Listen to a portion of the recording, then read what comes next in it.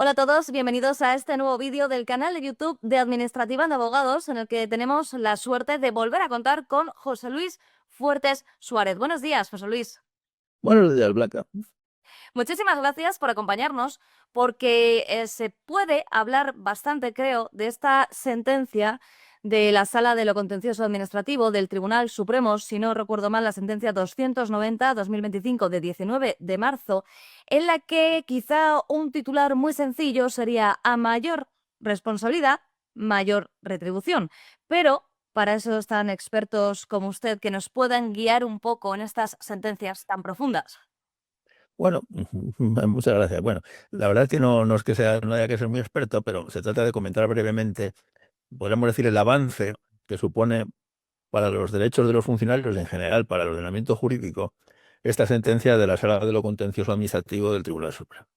Eh, Realmente, a la vista de esta sentencia, podemos decir que nuestra Sala de lo Contencioso Administrativo del Tribunal Supremo se reafirma una tendencia cada vez más progresista en su jurisprudencia. Es realmente una magnífica sala. En fin, por hacer halagos innecesarios, pero realmente pues la sentencia está muy bien, es muy buena sala y es muy buena sentencia, perdón, y es muy buena sentencia porque se aparta de esquemas anteriores demasiado rígidos. Los esquemas anteriores sobre estas cosas es que, a diferencia de materia laboral, donde es habitual que los trabajadores puedan plantear abiertamente una mayor retribución cuando se aumentan sus funciones, cuando se reclasifican en una función superior, etcétera, etcétera. Los funcionarios públicos siempre se han encontrado con el gravísimo obstáculo de que sus retribuciones es un concepto presupuestario. Y como es un concepto presupuestario definido en las leyes y en los reglamentos y los presupuestos generales del Estado o de la administración que se trate, según sean funcionarios del Estado, de la comunidad autónoma, de un ayuntamiento, etcétera, pues entonces muchas veces se les incrementaban, primero provisionalmente y luego, ¿no?, pues se hacía así por algunas administraciones. Bueno, pues usted ahora es jefe A, pero como no tenemos el jefe supremo, usted va a ser provisionalmente el jefe supremo porque no hay jefe supremo. No se preocupe, que es provisional. Entonces ese señor, como no existía nadie con la titulación suficiente para ser el jefe de lo que fuera, del cuerpo, por ejemplo, del cuerpo de policía local del ayuntamiento de tal sitio, que es una responsabilidad enorme según los ayuntamientos, no había nadie para ser el jefe, se nombraba jefe a alguien que no tenía la titulación porque no era oficial, sino que era solo suboficial, etcétera. Y el señor se pasaba 3 años siendo el único oficial al mando y se le seguía pagando con las retribuciones de su oficial que tenía siempre. Entonces, aceptaba siempre, por supuesto, cumpliendo las órdenes, pero alguna empresa decía: hombre, yo llevo 3 años, o una de dos, o me consolida usted el grado superior, o me abona las retribuciones correspondientes a ese nivel. Y entonces estos contenciosos administrativos era muy difícil que prosperaran. Y era muy difícil que prosperaran porque siempre exigían los jueces y tribunales, con buen criterio objetivamente, pero de una forma muy rígida, al encontrarnos con conceptos presupuestarios, porque lo que debe cobrar un funcionario es un régimen estatutario, no es un contrato laboral que se pacta entre las partes y puede ser modificado si es abusivo por los tribunales. No, no, que va. Es una cosa que está fijada ya previamente e indefectiblemente y limitada indefectiblemente por el presupuesto y sometido al control de las intervenciones correspondientes, la intervención del Estado, del interventor del ayuntamiento, entonces el ayuntamiento que velan y hacen bien porque no se pague ni un céntimo más de las cosas previstas en los presupuestos, salvo los casos en que los propios presupuestos permiten ampliaciones o supuestos extraordinarios. Entonces, lo que exigían los jueces tribunales era acreditar que esa persona, ese funcionario cumplida, tenía todas absolutamente las funciones del puesto superior, cosa que siempre era imposible de acreditar, porque siempre se decía que faltaba la función 3 o la función 4 de las 14 o de las 20 funciones de ese puesto superior, y era un problema tremendo. Alguna sentencia menor, de algún juzgado menor, quiere decir, de algún juzgado de lo contencioso, pues hombre, en algún caso ya muy llamativo, pues había establecido un cierto derecho a las retribuciones, pero era extraordinariamente difícil. ¿Y por qué era difícil? ¿Y por qué este concepto presupuestario era casi una barrera prácticamente infranqueable? Porque incluso había una doctrina constitucional que decía que, por ejemplo, el principio de igualdad y no discriminación, que por cierto invoca expresamente esta sentencia del Tribunal Supremo, no era aplicable a los funcionarios públicos entre unos y otros. Es decir, que era normal que el cuerpo A ganara más o menos que el cuerpo B, aunque las funciones fueran más o menos parecidas o fueran exactamente las mismas, porque decía literalmente el Tribunal Constitucional que los cuerpos y escalas de la función pública eran estructuras creadas por el derecho, no eran estructuras que existieran previamente materialmente, sino era una cosa que ya existía.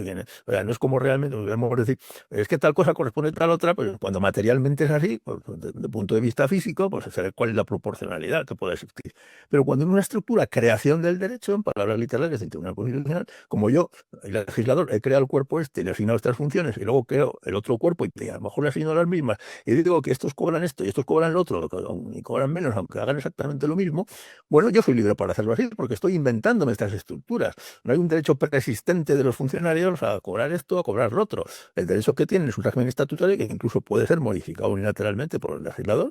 No hay derechos adquiridos en este punto. Mañana el legislador podría disminuir las retribuciones de los funcionarios públicos. Claro que sí, lo ha hecho alguna vez, no muchas veces, lo ha hecho alguna. O congelar las cosas que sí que ha hecho más de una vez y más de dos. O cambiar la edad de jubilación. Entonces, yo pensaba que iba a jubilar hasta el año y así entré en la función pública. Y luego resulta que me la anticipan, o no me la quitan, o me la prorrogan. Y yo, si llego a saber eso, pues a lo mejor no entro, ¿no? En fin, como si fuera un contrato laboral. No es así, claro, ya lo sabemos todos. El estatutario tiene la enorme ventaja de que no te pueden despedir. Diferencial que ocurre el régimen laboral, que no es poca ventaja. Solo te pueden separar del servicio por un expediente disciplinario, por una falta de alguna cosa así que ocurre más bien poco, ¿no? Pero no hay despido libre en la función pública, no hay el sistema de expolio que existía en el siglo XIX, gracias a Dios.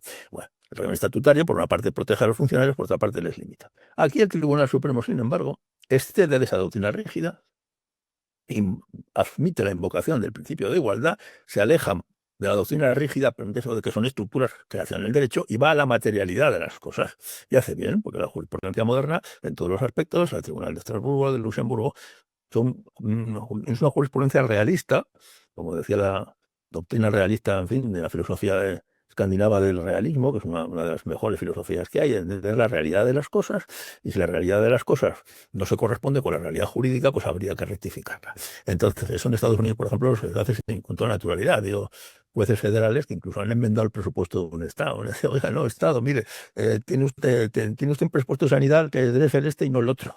Ha habido jueces que han ordenado a un Estado a cambiar su presupuesto de sanidad. No ha sido frecuente, pero ha pasado alguna vez. Ha pasado alguna vez, esto aquí es impensable, ¿eh? Esto aquí no ha ocurrido todavía, pero bueno, a lo mejor ocurre en algún aspecto. Por ejemplo, en alguna partida presupuestaria que sea notoriamente deficiente. Hubo un intento en el País Vasco de algunas partidas de los colegios de los abogados, etcétera, constitucional, pues establecieron unos criterios en principio limitativos, pero bueno, todo puede ocurrir. Aquí el Supremo, de una forma realmente muy progresiva, en el buen sentido de la palabra, teniendo los valores superiores del ordenamiento, y admite la invocación del principio de igualdad, ve que hay un mayor incremento de responsabilidades y de funciones, e importando la técnica laboral que siempre había existido, admite el derecho a que esto comporte un incremento retributivo de la forma que establece ahí. O sea que realmente es un gran avance, pues que nos tenemos que felicitar de esta sentencia. Entonces, un funcionario, por ejemplo, concreto, no digo ya concretamente estos que son los inspectores laborales, ¿no? Que se vea afectado por lo que se encuentre discriminado por esta situación, pues podría plantear perfectamente una demanda de reclamación de retribuciones, fundándose en que está desempeñando ya de forma permanente funciones de rango superior, y plantear ante los tribunales contenciosos administrativos que se le incrementen sus retribuciones, y si para eso tienen que modificarse los presupuestos, porque se modifique el presupuesto correspondiente, que hay técnicas para modificar los presupuestos. Claro, es más, por ejemplo, cuando hay una sentencia contra un ayuntamiento a pagar una cantidad que no está presupuestada, pues el ayuntamiento está obligado a aprobar un crédito extraordinario para pagar esa cantidad, una cosa de ese estilo. Ujú. Esa era otra de las preguntas que surgen a través de la lectura de esta sentencia. ¿Qué puede hacer una persona, un funcionario de carrera que se encuentre en esta situación? Y luego, ¿cómo lo haría esa entidad pública? Esta sentencia limita las potestades de autoorganización y le está diciendo a la administración, oiga, administración, usted tiene una legítima potestad de autoorganización, pero que es normalmente discrecional, pero no puede abusar de ella, no puede utilizarla en perjuicio o para conseguir que unas personas que realizan unas funciones superiores cobren como si realizaran unas funciones inferiores. Es lo que realmente dice al final la sentencia con buen criterio, y yo creo que realmente pues es una muy buena sentencia de la que nos debemos felicitar todos los juristas, los ciudadanos y los funcionarios. Desde luego que sí, porque es cierto que cuando una persona está realizando mayor responsabilidad en su trabajo, no está recibiendo esa retribución y encima no está nombrado como tal, la verdad es que tiene que ser una situación que si se prolonga en el tiempo es muy difícil de llevar y muy dura, así que de esta manera va a cambiar la vida a muchos funcionarios que de hecho, si se encuentran en esa situación, podrán contar con nosotros, que como ven en Administrativa de Abogados, estamos muy preparados para ello gracias a contar con personas como José Luis Fuertes. Muchísimas gracias. Pues muchas gracias, Blanca.